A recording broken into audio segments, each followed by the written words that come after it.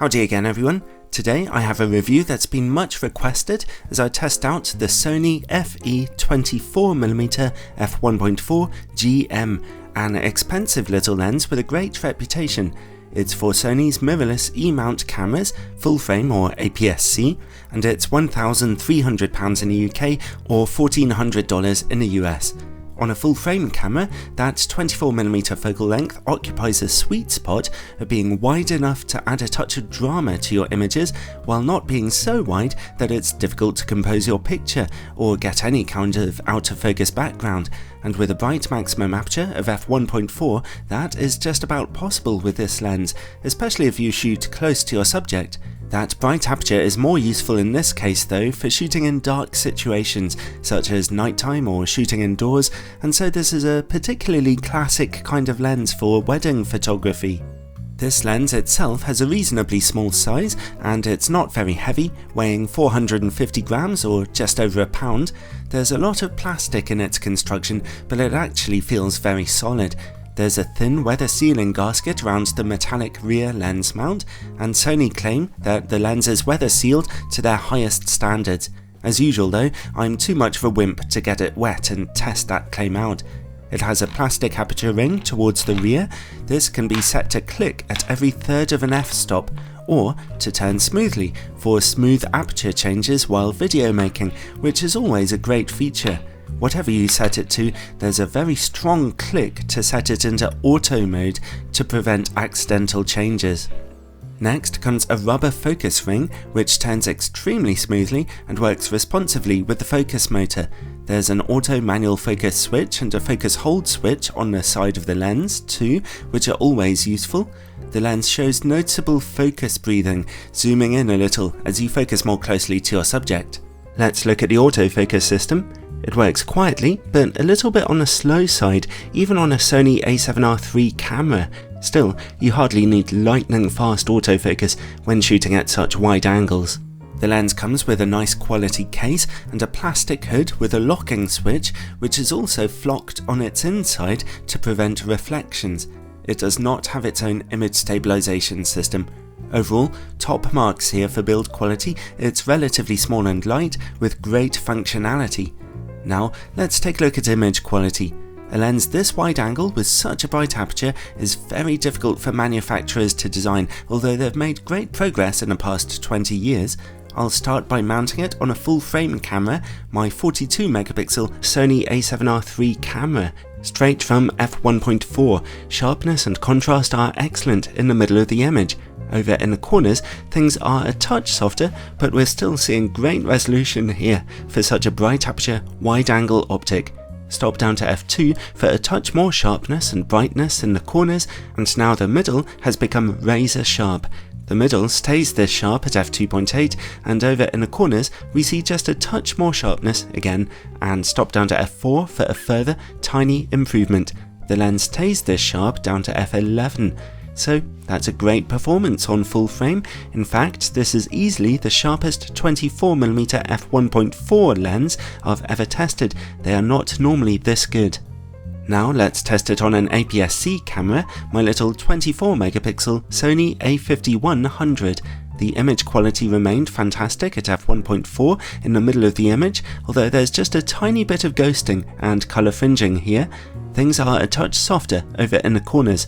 Stop down to f2 for a nice improvement. Those corners look great now, and back in the middle we see bitingly sharp image quality. Here's f2.8 in the middle, and now in the corners, which look a little better again, and at f4 the corners look excellent. Again, the lens stays this sharp down to about f11. So on an APS-C camera, the shine is taken off the image quality at f1.4 a little, but generally everything is perfectly good and very sharp when stopped down just a little bit. Okay, well now let's see about distortion and vignetting on a full frame camera. These are images with in-camera corrections turned off. Here we can observe a little pincushion distortion in the image corners, nothing serious though. Those corners are very dark, however, from vignetting. As you stop down, the corners only brighten very gradually. Here's f2.8, and even at f5.6 the corners look pretty dark, and so you'll definitely want to leave your in-camera corrections turned on here. This lens can focus as closely as 24 centimeters to your subject, which is really useful, so let's see about close-up image quality. At f1.4, it's a little softer than at normal distances, but still reasonably good. You only need to stop down to f2 though to see razor sharpness in the middle of the image again. Now let's see how the lens works against bright light. It's not a great performance here. We see a loss of contrast accompanied by a line of small but strong flecks of flaring. And while we're working in the dark, let's take a look at chroma levels. At f1.4, bright points of light in the corners of your images will show a little chroma smearing, although I've seen much more dramatic problems than this before. At f2 it's reduced, and at f2.8 that smearing is completely gone. Now let's take a look at the lens's bokeh. Even a 24mm lens can give you somewhat out of focus backgrounds at f1.4. I'm pleased to say that they look really nice and soft with this particular lens, very appealing. And related to bokeh is longitudinal chromatic aberration. At f1.4 we see some pretty strong colour fringing on bokeh highlights. At f2 it's greatly reduced, and at f2.8 pretty much gone. What can we say overall? Well, the lens is expensive but excellent. From its well-designed body to its sharp image quality, it's a real pleasure to work with. There aren't any nasty surprises with its image quality. This is certainly the best 24mm f1.4 lens I have ever handled. You could save a fair bit of money by getting the new Samyang AF 24mm f1.8 FE, for example, which is virtually as sharp and far less expensive, but quite a few people will find it useful to have the extra aperture brightness, so this Sony lens still comes highly recommended.